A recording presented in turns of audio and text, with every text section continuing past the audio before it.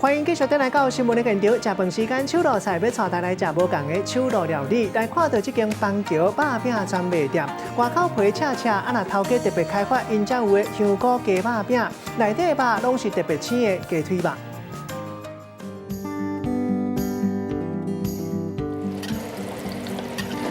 肉饼伫台仔顶悬蒸甲滋滋叫，气味是安尼香滚滚。消费者对四面八方安尼围挖来，就是为着要食这个肉饼的好滋味。小姐，请问要什么？一猪一鸡吗？好。毋但有猪肉的口味，头家阁研发这个香菇鸡肉餡，内餡有这个煎甲软软的鸡腿夹肉，还阁有炒过的香菇，要互消费者食到这个香菇的青甜，甲鸡汤的顺脆。他们鸡肉吃起来算还不错吃的，不会干干柴柴的，里面还蛮 juicy 的，蛮多汁的。原汁原味，我们想象中的香菇鸡汤，把它转移到我们馅饼里面来，让我们咬开那个饼皮的那一刹那间，就会有那种香菇鸡的那种香味会跑出来。皮薄佮酥的这个饼皮，还佮有牛肉口味，一喙甲夹到，肉汁嘛是安尼煮出来。 就是汤汁很多，然后咬下去肉也蛮嫩的，它里面有那个胡椒或是黑胡椒的味道，还蛮足的。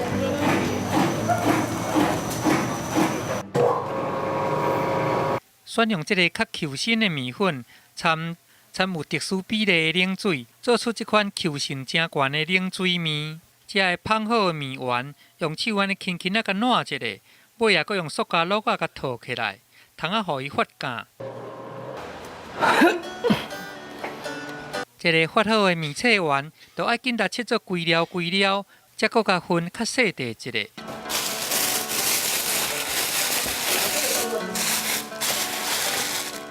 行，看天气、看气温、看湿度都不一样。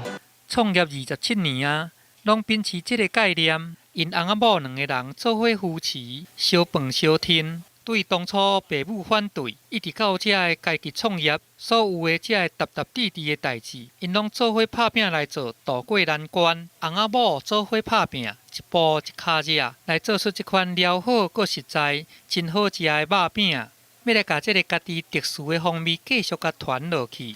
记者综合报道。